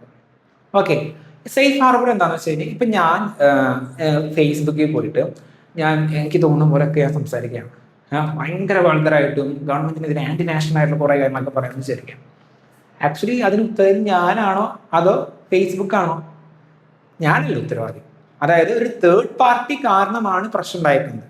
അല്ലാതെ ഇത്തരത്തിൽ സിറ്റിസൺസ് പാർട്ടിസിപ്പേറ്റ് ചെയ്തിട്ട് പല കാര്യങ്ങളും ഇങ്ങനെ ചെയ്യാൻ പറഞ്ഞിട്ട് അവർ അപ്ലോഡ് ചെയ്യുന്ന എല്ലാ വീഡിയോസിനും ഈ പ്ലാറ്റ്ഫോംസ് എല്ലാം ഉത്തരവാദികൾ. അതിനാണ് സേഫ് ഹാർബർ എന്ന് പറയുന്ന ആ സെക്ഷൻ വിളിക്കുന്നതാണ്. Safe harbour protection to the intermediate such as social media platforms. Individuals ആണ് റെസ്പോൺസിബിൾ ആണ്. അപ്പൊ ഇത്തരത്തിൽ ആക്ച്വലി മെറ്റ മുതലായിട്ടുള്ള നമ്മൾ സോഷ്യൽ മീഡിയ പ്ലാറ്റ്ഫോംസിനെ സപ്പോർട്ട് ചെയ്യുന്ന അല്ലാന്നുണ്ടെങ്കിൽ സംരക്ഷിക്കുന്ന ഒരു സെക്ഷനാണ് section 79 of the IT act. Okay, then what is the risk of over censorship? Government പറഞ്ഞ് ഓവറായിട്ട് നമ്മുടെ വീഡിയോസ് ഒക്കെ സെൻസർഷിപ്പ് ചെയ്യുമ്പോൾ അതിന് കുറച്ച് പ്രശ്നം. First thing, it is affecting the lawful speech. നമ്മൾ പറയുന്നതൊക്കെ റിമൂവ് ചെയ്യാൻ പറയാനായിരിക്കും ഗവൺമെന്റ് മെറ്റോഡ് പറയുന്നു, ഈ വീഡിയോ ഇൻസ്റ്റാഗ്രാമിൽ എടുത്ത് ഡിലീറ്റ് ചെയ്യും എന്നൊക്കെ പറയണം. It's affecting our lawful speech, suppression of dissent. നമുക്കൊരു കാര്യം ഇഷ്ടമല്ല എന്ന് വിചാരിക്കും, ഇഷ്ടമല്ല എന്ന് പറയാൻ പറ്റണം നമുക്ക്, അല്ലാതെ ഓപ്പോസിറ്റ് ഒപ്പീനിയൻ ഡിസെന്റിന്റെ സപ്രസ് ചെയ്യുകയല്ല വേണ്ട. അപ്പൊ അതിനെ എഫക്ട് ചെയ്യും. Reduce political pluralism. Private platforms effectively becomes an agents of censorship. അതായത് ഇപ്പൊ നിലവിൽ പല പ്ലാറ്റ്ഫോംസും ഇപ്പോൾ സെൻസർഷിപ്പിന്റെ ഏജൻസ് ആയിട്ട് പ്രവർത്തിക്കുന്ന രീതിയിലോട്ട് പോകുന്നുണ്ട്. സോ ഇതുപോലെ ഒരുപാട് പ്രശ്നങ്ങൾ അത് മുന്നോട്ട് വയ്ക്കുന്നുണ്ട്. Then artificial intelligence and content moderation. അതായത് ഇപ്പം ഒരുപാട് വീഡിയോസ് ഇപ്പം സെൻസർ ചെയ്യേണ്ട ആവശ്യം വരുന്നുണ്ട്. അപ്പോൾ ആർട്ടിഫിഷ്യൽ ഇന്റലിജൻസിൻ്റെ അകത്ത് യൂസ് ചെയ്തതിനും പ്രശ്നമുണ്ട്. അതായത് ആർട്ടിഫിഷ്യൽ പ്രശ്നം എന്താണെന്ന് വെച്ച് കഴിഞ്ഞാൽ AI യൂസ് ചെയ്തിട്ടാണ് നമ്മൾ സെൻസർഷിപ്പ് നടത്തുന്നത്. മനുഷ്യന്മാരല്ല സെൻസർഷിപ്പ് നടത്തുന്നത്, AI ആണെന്നുണ്ടെങ്കിൽ അതിനകത്ത് ആൽഗരിതമിക് ബയാസ് ഉണ്ടാവും, ട്രാൻസ്പാരൻസി ഇഷ്യൂസ് ഉണ്ടാവും, ഓട്ടോമാറ്റിക് സെൻസർഷിപ്പ്. അതായത് എന്തിനും ജസ്റ്റ് ഒരു കാര്യം അപ്ലോഡ് ചെയ്യുമ്പോൾ ചെറുതായിട്ടൊരു തെറ്റായുള്ള കാര്യം പറയുന്നതിന് ഓട്ടോമാറ്റിക്കലി അത് സെൻസർഷിപ്പ് നടത്തരുത്. പിന്നെ അതുപോലെ തന്നെ സെറ്റായർ പൊളിറ്റിക്കൽ സ്പീച്ച്, നമ്മുടെ ആക്ഷേപഹാസ്യങ്ങളൊക്കെ പറയും. സത്യം പറയുന്നത് മോശമൊന്നും ഉണ്ടാവില്ല, ചെറുതായിട്ട് കളിയാക്കുന്ന രീതിയിലൊക്കെ നമ്മൾ കാര്യങ്ങൾ പറയുകയാണെന്നുണ്ടെങ്കിൽ AIക്ക് ചിലപ്പോൾ അത് പ്രോപ്പറായിട്ട് ഉൾക്കൊള്ളാൻ പറ്റണമെന്നില്ല. അത് സെൻസർ ചെയ്ത് കഴിഞ്ഞാൽ എന്ത് ചെയ്യും? അപ്പൊ ഇതുപോലെ ഒരുപാട് പ്രശ്നങ്ങളുണ്ട് AI യൂസ് ചെയ്യുകയാണെന്നുണ്ടെങ്കിൽ. പക്ഷെ ബെനിഫിറ്റ് എന്താണെന്ന് വെച്ച് കഴിഞ്ഞാൽ നമുക്ക് ഹാർംഫുൾ അല്ലെങ്കിൽ ഇല്ലീഗൽ ആയിട്ടുള്ള കണ്ടന്റ് പെട്ടെന്ന് നമുക്ക് സ്പ്രെഡ് ആകാതെ AI യൂസ് ചെയ്ത് കണ്ടെത്താൻ പറ്റും. ഇപ്പൊ ലൈക്ക് ആന്റി നാഷണൽ ആയിട്ട് എന്തെങ്കിലും കാര്യങ്ങൾ സ്പ്രെഡ് ആണെങ്കിൽ AI പെട്ടെന്ന് അത് കണ്ടെത്തി അത് റിമൂവ് ചെയ്യാൻ സാധിക്കും. അപ്പം നല്ല രീതിയിൽ മോഡറേഷൻ കാര്യങ്ങളൊക്കെ വരുത്താൻ സാധിക്കും. But also these issues R persisting while using AI in the censorship. Okay, അതായത് then next news is about the Green India Mission. അതായത് CAG has highlighted serious shortcomings in the implementation of the Green India Mission, especially like the funding, coordination, monitoring, achievement of forest cover targets. അതായത് ഈ news present കോണ്ടെക്സ്റ്റിൽ ഈ news important അല്ല, പക്ഷെ ഇതിൽ പറഞ്ഞിരുന്ന green India മിഷനാണ് നമുക്ക് പെർസ്പെക്റ്റീവിൽ important. അതായത് green India മിഷന്റെ ഇംപ്ലിമെന്റേഷനിലായിട്ട് കുറച്ച് ചെറിയ പ്രശ്നമാണ് CAG കണ്ടെത്തിയിട്ടുണ്ട്. അതുള്ളൂ അതിന്റെ ഫണ്ടിങ്ങിന്റെയും അല്ലെങ്കിൽ അതിന്റെ ടാർഗറ്റ് ഒക്കെ അച്ചീവ് ചെയ്യുന്നതിലും ഇംപ്ലിമെന്റ് ചെയ്യുന്നതിനും. അപ്പൊ നമുക്ക് പഠിക്കേണ്ടത് എന്താണ് ഗ്രീൻ ഇന്ത്യ മിഷൻ എന്നാണ് നമുക്കറിയേണ്ടത്. ഗ്രീൻ ഇന്ത്യ മിഷൻ എന്ന് പറയുകയാണെങ്കിൽ ഫുൾ നെയിം എന്ന് പറയുന്നത് national mission for green India. അത് ministry of environment, forest and climate ചേഞ്ചിന് കീഴിലാണ്. ഞാൻ ഫെബ്രുവരി 2014 ഇത് ലോഞ്ച് ചെയ്തേക്കുന്നത്. ഇത് national action plan on climate change എന്ന് പറയും. അതിനടിയിൽ 8 മറ്റ് മിഷൻസ് ഉണ്ട്. ഒരു പ്ലാൻ ഉണ്ട്, national action plan on climate change. അതിൽ 8 മിഷൻസിൽ ഒന്നാണ് ഗ്രീൻ ഇന്ത്യ മിഷൻ എന്ന് പറയുന്നത്. ഇത് ക്ലൈമറ്റ് ചേഞ്ച് മൈറ്റിഗേഷൻ, അതുപോലെ തന്നെ adaptation through forest and ecosystem restoration. നമ്മൾ ക്ലൈമറ്റ് ചേഞ്ച് മൈറ്റിഗേറ്റ് ചെയ്യുക, ഫോറസ്റ്റും എക്കോസിസ്റ്റം ഒക്കെ റീസ്റ്റോർ ചെയ്യുക, അതിനൊക്കെ വേണ്ടി കൊണ്ടുവന്നേക്കുന്നതാണ് green India mission. Green India മിഷന്റെ മേജർ ഒബ്ജക്റ്റീവ്സ് എന്താണെന്ന് നോക്കാം. 5+5+3 എന്ന് ഓർപ്പിച്ചാൽ മതി. അതായത് 5 മില്യൺ ഹെക്ടർ, അത് increase the forest tree cover over 5 million hectares. നമ്മുടെ ട്രീ കവർ അല്ലെങ്കിൽ ഫോറസ്റ്റ് കവർ 5 മില്യൺ കൂടുതലാക്കാം, 5 മില്യൺ ഹെക്ടേഴ്സ് കണ്ട് കൂടുതലാക്കാം. പിന്നെ അതുപോലെ improve the quality of A forest or tree cover 5 million hectares of forest and non forest. അതായത് ഈ ഫോറസ്റ്റിന്റെയും tree കവറിന്റെയും quality കൂട്ടുക, 5 മില്യൺ ഹെക്ടേഴ്സ് കൂടി ക്വാളിറ്റിയോടെ കൂട്ടുക. ഇപ്പൊ നിലവിലുള്ള ഫോറസ്റ്റൊന്നും നല്ല രീതിയിൽ പ്രൊട്ടക്ട് ചെയ്തിട്ടുണ്ടാവില്ല, അല്ലെങ്കിൽ കുറെ ഇഷ്യൂസ് ഉണ്ടാവും. അപ്പോൾ ആ ഒരു ക്വാളിറ്റി കൂട്ടുക, അവിടെ ഇഷ്യൂ നടക്കുന്ന സോൾവ് ചെയ്തിട്ട് അതിന്റെ ക്വാളിറ്റിയും കൂടി 5 മില്യൺ ഹെക്ടേഴ്സിൽ എന്ത് ചെയ്യുക, ട്രീ കവറും ഫോറസ്റ്റ് കവറിന്റെയും ക്വാളിറ്റി കൂട്ടുക. ദെൻ 3 മില്യൺ ഫാമിലീസിന് ഫോറസ്റ്റ് ബേസ്ഡ് ആയിട്ടുള്ള ലൈവ്ലിഹുഡും ഇൻകമും കിട്ടുന്ന രീതിയിൽ പ്രൊമോട്ട് ചെയ്യുക. സോ എംപ്ലോയ്മെന്റ് ജനറേഷൻ ഇത് ഹെൽപ്പ് ചെയ്യുന്നത് livelihood mission, livelihood generation help ചെയ്യുന്നത്. Okay, then this also have another some targets എന്ന് പറയുന്നത് കാർബൺ സിക്വസ്ട്രേഷൻ ഹെൽപ്പ് ചെയ്യുന്നുണ്ട്. അന്തരീക്ഷത്തിൽ കാർബൺ ഡയോക്സൈഡ് ഒക്കെ വലിച്ചെടുത്ത് സ്റ്റോറേജിലേക്ക് സഹായിക്കുന്നുണ്ട്. Biodiversity promotion, hydrological water services, then fuel wood, fodder, timber, non-timber forest products. ഇതിൻ്റെയൊക്കെ കാര്യങ്ങളൊക്കെ ഡീൽ ചെയ്യുന്ന ഒരുപാട് പ്രൊവിഷൻസ് ഈ national mission for green India അല്ലാന്നുണ്ടെങ്കിൽ ഗ്രീൻ ഇന്ത്യ മിഷനിൽ ഇൻക്ലൂഡഡ് ആണ്. ഓക്കെ, ഇതിന്റെ പ്രധാനപ്പെട്ട ഫീച്ചേഴ്സ് ഒക്കെ ലാൻഡ്സ്കേപ്പ് അപ്രോച്ച് ആണ്. അതായത് ജസ്റ്റ് ഒരു മരങ്ങൾ വെച്ച് പിടിപ്പിക്കുക എന്നത് മാത്രമല്ല ഗ്രീൻ ഇന്ത്യ മിഷന്റെ ഉദ്ദേശം. ആ ഒരു ലാൻഡ്സ്കേപ്പ്, അവിടുത്തെ എക്കോളജിക്കൽ സർവീസസും എക്കോസിസ്റ്റവും പ്രൊട്ടക്ട് ചെയ്യുക എന്ന് പറയുന്നത് ഗ്രീൻ ഇന്ത്യ മിഷന്റെ ഒരു ഡിസ്റ്റിങ്ക്റ്റ് ഫീച്ചറാണ്. പിന്നെ കമ്മ്യൂണിറ്റി പാർട്ടിസിപ്പേഷൻ, അവിടുത്തെ ജനങ്ങളെ പാർട്ടിസിപ്പേറ്റ് ചെയ്യുക. അതായത് ഒരു സ്ഥലത്തെ പ്ലാനിങ്ങിനും, അപ്പോൾ അവിടുത്തെ ഒരു രീതിയിൽ എക്കോസിസ്റ്റം അങ്ങനെ റീസ്റ്റോർ ചെയ്യണം എന്നുള്ള രീതിയിൽ അതിൻ്റെ പ്ലാനിങ്ങിലും ഡിസിഷൻ മേക്കിങ്ങിലും ഇംപ്ലിമെന്റേഷൻ ലെവലിലും മോണിറ്റർ ചെയ്യുന്നതിലും ജനങ്ങളെ അവിടുത്തെ ലോക്കൽ കമ്മ്യൂണിറ്റീസിനെ ഉൾപ്പെടുത്തുന്നു. ദെൻ പബ്ലിക് പ്രൈവറ്റ് ലാൻഡ്സ്, അതായത് ഈ ഒരു മിഷൻ നടത്തുന്നത് ഗവൺമെന്റ് ഓൺഡ് ആയിട്ടുള്ള ലാൻഡിൽ മാത്രമല്ല ഗ്രീൻ ഇന്ത്യ മിഷൻ നടപ്പിലാക്കുന്നത്, ഇത് പ്രൈവറ്റ് ലാൻഡ്സിൽ നടപ്പിലാക്കാൻ പറ്റും. പിന്നെ ഒരുപാട് അപ്രോച്ചസിന് ഇത് കമ്പൈൻ ചെയ്യുന്നുണ്ട്. ലൈക്ക് നമ്മുടെ MGNREG, BBG റാംജി ഇപ്പം, അതായത് തൊഴിലുറപ്പ് പദ്ധതിയിലും പിന്നെ ക്യാമ്പ ഫണ്ട് ഒക്കെ കേട്ടിട്ടില്ലേ, അതായത് compensatory afforestation fund four management planning authority. ഇപ്പൊ ലൈക്ക് ഞാനിപ്പോൾ ഒരു പ്രൈവറ്റ് അതോറിറ്റിയാണ്, ഒരു 10 ഏക്കർ ഫോറസ്റ്റ് ഞാൻ ഡിഫോറസ്റ്റേഷൻ്റെ ഇത് വിധേയമാക്കി എന്ന് വിചാരിക്കും, ഇത് ഇൻഡസ്ട്രി തുടങ്ങാനായിട്ട് സപ്പോസ് വിചാരിക്കും. അപ്പൊ അതിന് കോമ്പൻസേറ്റ് ചെയ്തിട്ട് അഫോറസ്റ്റേഷൻ നടത്തണ്ടേ, അപ്പൊ അതിന് വേണ്ടിയിട്ടുള്ള ഫണ്ടിങ്ങും കാര്യങ്ങളൊക്കെ ഞാൻ ഈ പ്രൈവറ്റ് ഫണ്ട് കമ്പനി ഈ ക്യാമ്പയിലേക്ക് കൊടുക്കണം. അപ്പൊ എന്ത് ചെയ്യും, ക്യാമ്പ് അതിന് റിലേറ്റഡ് ആയിട്ട് ഇവിടെ എത്രത്തോളമാണ് ഡീഗ്രേഡ് ചെയ്തിരിക്കുന്നത് അതിനനുസരിച്ച് വേറെ എവിടെയെങ്കിലും അഫോറസ്റ്റേഷനും കാര്യങ്ങളൊക്കെ നടക്കും. അപ്പൊ അതിന് വേണ്ടിയിട്ടാണ് ക്യാമ്പ്. അപ്പൊ ഇതുപോലുള്ള കുറെ കാര്യങ്ങളെ കമ്പൈൻ ചെയ്യുന്നുണ്ട് ഈ ഒരു green India mission. Okay, then the next news. ഈ ന്യൂസ് എന്താണെന്ന് വെച്ച് കഴിഞ്ഞാൽ ജസ്റ്റിസ് ഗവായ് ഈ അടുത്ത് ഒരു മുന്നോട്ടൊരു ആവശ്യം വെച്ചിട്ടുണ്ടായിരുന്നു, SC/ST കാറ്റഗറിയിൽ ക്രീമി ലെയർ കൊണ്ടുവരണം. അതായത് എക്കണോമിക്കലി വെൽ ഓഫ് ആയിട്ടുള്ള ആൾക്കാർക്ക് ഇനി റിസർവേഷൻ കൊടുക്കേണ്ട SC/ST മേഖലയിൽ എന്നൊരു റെക്കമെൻഡേഷൻ വെച്ചിട്ടുണ്ടായിരുന്നു. അതുപോലെ തന്നെ 2024 സുപ്രീം കോടതി ദേവീന്ദർ സിംഗ് ജഡ്ജ്മെന്റ് കൊണ്ടുവന്നിട്ടുണ്ട്. അതായത് ദേവീന്ദർ സിംഗ് ജഡ്ജ്മെന്റ് 2024. അതിനകത്ത് SC/ST കാറ്റഗറിയിൽ തന്നെ സബ് ക്ലാസിഫിക്കേഷൻ വേണം. അതായത് SC/ST കാറ്റഗറിയുള്ള എല്ലാവർക്കും ഒരുപോലെ റിസർവേഷൻ കൊടുക്കണ്ട, മറിച്ച് അതിൻ്റെ അകത്ത് തന്നെ പല പല കാസ്റ്റുള്ള ആൾക്കാരുണ്ടാവും, പല ബാക്ക്വേർഡ് ആയിട്ടുള്ള ഏരിയ ഉണ്ടാവും. അവിടേക്കാണ് എന്ത് കൂടുതലും റിസർവേഷൻ്റെ ബെനിഫിറ്റ് എത്തണ്ടേ, അല്ലാണ്ട് എല്ലാവർക്കും ഒരുപോലെ കൊടുക്കണ്ട എന്നുള്ള രീതിയിലും ഒരു ജഡ്ജ്മെന്റ് വന്നിട്ടുണ്ടായിരുന്നു. പക്ഷേ ഗവൺമെന്റ് ഇതുവരെ ഇതൊന്നും നടപ്പിലാക്കില്ല, സബ് കാറ്റഗറൈസേഷൻ നടത്തിയിട്ടില്ല, അതുപോലെ തന്നെ എന്ത് ക്രീമി ലെയർ നടപ്പിലാക്കിയിട്ടില്ല. അപ്പൊ ഗവൺമെന്റ് ഓപ്പോസിറ്റ് ആയിട്ട് നിങ്ങൾക്ക് ഫസ്റ്റ് തന്നെ എന്താണ് ഈ സബ് കാറ്റഗറൈസേഷനും ക്രീമി ലെയറും തമ്മിലുള്ള വ്യത്യാസം ഞാൻ പറയാം. അത് സബ് കാറ്റഗറൈസേഷൻ എന്ന് വെച്ച് കഴിഞ്ഞാൽ dividing the reservation quota within an existing reserved categories or relatively more backward groups receive A fair share. അതായത് ഇപ്പോൾ ഒരു SC കാറ്റഗറിയിൽ, ഇപ്പോൾ SC കാറ്റഗറിയിൽ പല കാസ്റ്റുള്ള ആൾക്കാരുണ്ടാവും. അപ്പോൾ ലൈക്ക് ഒരു 10 കാസ്റ്റ് ഉണ്ടെന്ന് വിചാരിക്കാം, അല്ലെങ്കിൽ ഒരു 10ഓളം കാസ്റ്റ് ഉണ്ടെന്ന് വിചാരിക്കാം. അതിൽ ഒരു 5-6 കാസ്റ്റുള്ള ആൾക്കാരാണ് ഭയങ്കരമായിട്ടും ബാക്ക്വേർഡ് ആയിട്ട് നിൽക്കുന്നത്.